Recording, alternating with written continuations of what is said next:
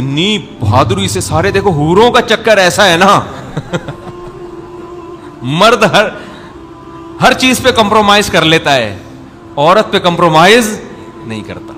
تبھی تو قرآن حدیث میں آتا ہے, میں نے نبی صلی اللہ علیہ وسلم کی بخاری کی حدیث ہے کہ میں نے مردوں کے لیے اپنے بعد عورت سے بڑا فتنہ کوئی نہیں چھوڑا, اس لیے کہ مرد ہر جگہ کمپرومائز کرتا ہے, عورت کے فتنے میں جب آتا ہے برباد.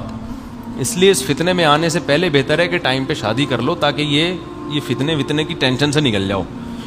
ابھی ایک صاحب کا قصہ میرے سامنے آیا, بہت کروڑ پتی ارب پتی آدمی, کسی پہ لٹو ہو گئے, کسی لڑکی پہ ڈپریشن میں چلے گئے, خودکشی کے خیالات آ رہے ہیں, وہ لڑکی بھی دبا کے پیسہ کھا رہی ہے, شادی نہیں کر رہی, یہ شادی کے پیچھے پڑا ہوا ہے, وہ شادی نہیں کر رہی, وہ بھی گھنڈی بنی ہوئی کھائے جا رہی ہے.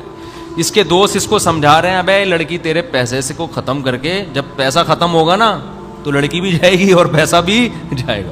لیکن کئی مردوں کے دیوالیے ہو چکے ہیں, اپنی معشوقہ پہ پیسے اڑا کے پھر سگریٹ پینا شروع کرتے ہیں, پھر شراب پیتے ہیں, پھر ایسے غم میں بیٹھے ہوئے ہوتے ہیں, پھر مر رہے ہوتے ہیں, پھر محبوبہ کو تصویریں بنا کے بھیج رہے ہوتے ہیں, تمہارے غم میں دیوانہ ہو گیا, اس کی صحت پہ 5 روپے کا بھی فرق نہیں پڑ رہا ہوتا. یہ سمجھ رہا ہوتا ہے میرے مجنو جیسے بال اور کھلے گریبان, اور میرے یہ جو ایکس رے رپورٹ میں نے یہاں بنا لی ہے پوری پسلیاں, یہ دیکھ کے وہ پاگل ہو جائے گی. وہ پاگل نہیں ہوگی, سمجھ رہے ہو, بالکل بھی پاگل. وہ کہے گا تو عاشق ہے, میں تھوڑی عاشق ہوں.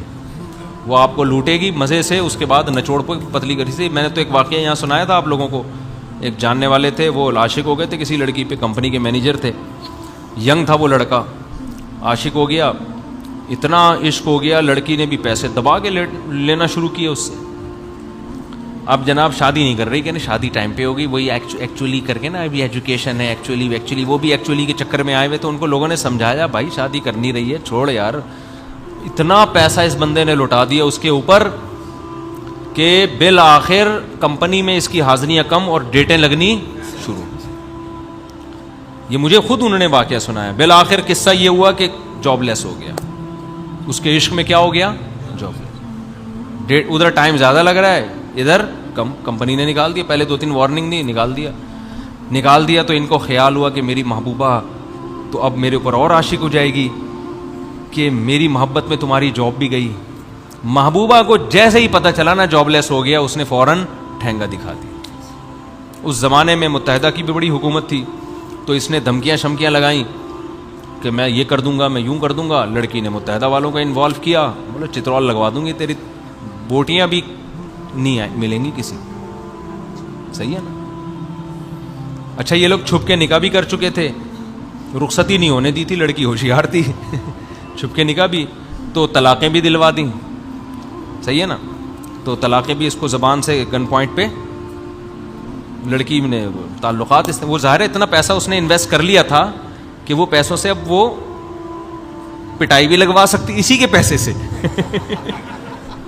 وہ بھی ہوشیار تھی, اس نے پیسہ کچھ کھایا, کچھ جمع کیا کہ اسی پیسے سے اسی کو بھی پٹواؤں گی جب یہ طلاق نہیں دے گا. تو اس کو پٹوا کے زبان سے طلاقیں بھی نکلوا دیں. اس بیچارے کو ہارٹ اٹیک ہوا ٹینشن میں, کم عمری میں, اور دل میں وال لگے ہوئے ہیں. یہ زندگی ہو گئی. خیر اللہ نے توبہ کی توفیق دی, دیندار بنا, اس کو احساس ہوا, دین پہ آنے کا ذریعہ بن گئی یہ چیز. اب تو ماشاءاللہ صحت مند ہے, صحیح ہو گیا. لیکن یہ ہوتا ہے, پیسے بھی جاتے ہیں. تو یہ عورت اس طرح سے مرد کے لیے فتنہ بنتی ہے. اس لیے ہم کہتے ہیں بر وقت ٹائم پہ شادی وادی ہو جائے نا, تو ان بکھیڑوں سے انسان بچ جاتا ہے, بہت حد تک صحیح ہو جاتا ہے.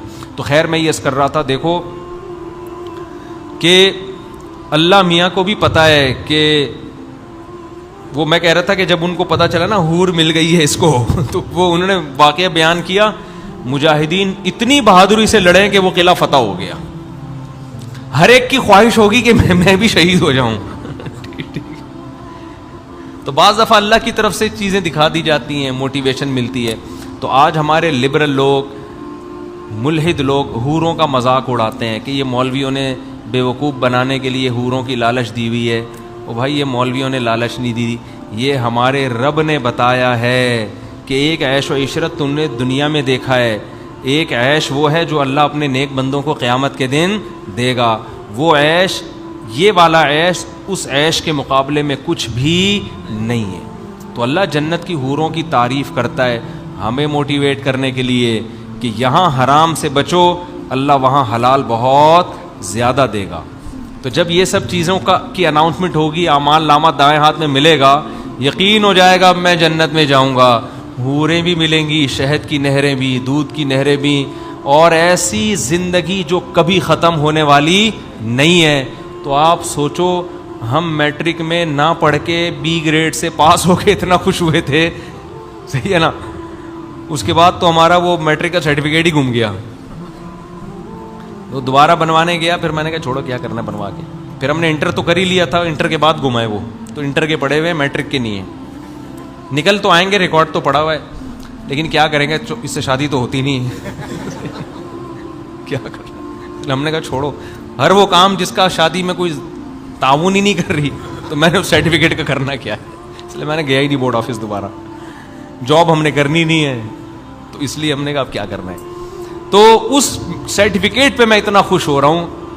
سوچو ہم میں سے جب کسی کو اعمال نامہ دائیں ہاتھ میں, جب کہ ہماری جان لٹکی بھی ہوگی کہ ادھر یا ادھر, اس وقت جب اعمال نامہ مل گیا تو بھائی وہ تو چیخے گا گھر والوں کے پاس. اس سے پہلے کیا کنڈیشن تھی, یفر المرء من اخیہ, اپنے بھائی سے بھی دور بھاگتا تھا, ماں سے بھی دور, بیوی سے بھی دور, کسی کو پہچاننے سے بھی, سب کو پہچاننے سے انکار. بھائی میں کسی, جیسے آپ سب ضرورت مند ہو نا, آپ کو ڈر ہوتا ہے کوئی قرضہ لینے نہ آ جائے مجھ سے, ٹھیک ہے نا.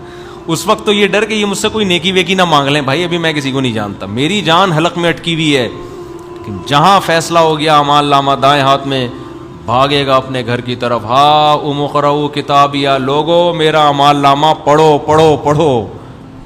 میں نہیں بتاؤں گا کامیاب ہوا یا ناکام, پڑھ کے دیکھ لو, پتہ چل جائے گا, ثبوت کے ساتھ دیکھ لو.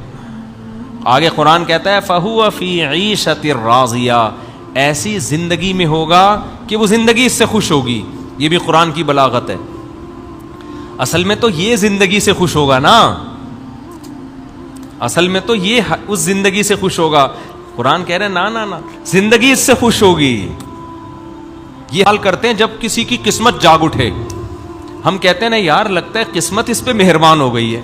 کہتے ہیں کہ نہیں کہتے, یار اس کی تو زندگی اس پہ مہربان ہو گئی ہے لگتا ہے, یعنی اس کے ہر کام بنتے چلے جا رہے ہیں, ہر خوشی. بعض لوگوں کو جو جس کام میں ہاتھ ڈالو الٹا کام. بعض لوگ یہ بھی شکایتیں لے رہے ہیں, یار ہم دکان کھولتے ہیں, اس کا جو چلتا ہوا کاروبار ہے اس کا بھی بیڑا غرق ہو جاتا ہے. بعض لوگ یہ شکایت لے کے آتے ہیں, یار جو کام کرتا ہوں الٹا ہو جاتا ہے, یار جو کام کرتا ہوں الٹا ہو جاتا ہے, لگتا ہے میری زندگی ہی مجھ سے ناراض ہو گئی ہے. تو قرآن نے یہی لفظ استعمال کیا, عیشت, ایسی زندگی کہ زندگی اس سے کیا ہوگی, خوش, زندگی راضی ہوگی اس سے. یہ بلاغت ہے قرآن کی, یعنی زندگی مہربان ہو کے کہے گی بتا تجھے کیا چاہیے. وَلَكُمْ فِيهَا مَا تَشْتَهِي أَنفُسُكُمْ, جس چیز کا دل چاہے گا وہ ملے گی. اور ہماری ابھی زندگی میں دل کی خواہشات محدود ہیں, وہاں یہ خواہشات کا حجم بھی بڑھ جائے گا, کیونکہ ابھی تو دل بھی یہ والا لگا ہوا ہے نا, وہاں تو دل بھی چینج ہو چکا ہوگا. بعض حضرات کہتے ہیں ہمارا دماغ 25% کام کرتا ہے, عین ممکن ہے دماغ میں 100%, جنت میں 100% کام کرنا شروع کر دے. خواہشات بڑھ جائیں گی وہاں پہ, صحت بڑھ جائے گی, قوت بڑھ جائے گی, طاقت بڑھ جائے گی. وَلَكُمْ فِيهَا مَا تَشْتَهِي أَنفُسُكُمْ, قرآن کہہ رہا ہے جو چاہو گے ملے گا تمہیں وہاں پہ. وَلَكُمْ فِيهَا مَا تَدَّعُونَ, جس چیز کو مانگو گے تمہیں ملے گا, ہر چاہت پوری ہوگی. نُزُلًا مِّن غَفُورٍ رَحِيمٍ, اللہ کہتے ہیں یہ بدلہ جو میں کہتا ہوں نا اعمال کا, یہ مجازن کہہ رہا ہوں اعمال کا بدلہ. تمہارے اعمال اس قابل نہیں ہے کہ ایسا بدلہ ملے, اس کو تو میں بدلہ تمہیں خوش کرنے کے لیے کہہ رہا ہوں. حقیقت میں یہ بدلہ نہیں ہے, میری طرف سے انویٹیشن ہے, دعوت ہے, اکرام ہے تمہارا.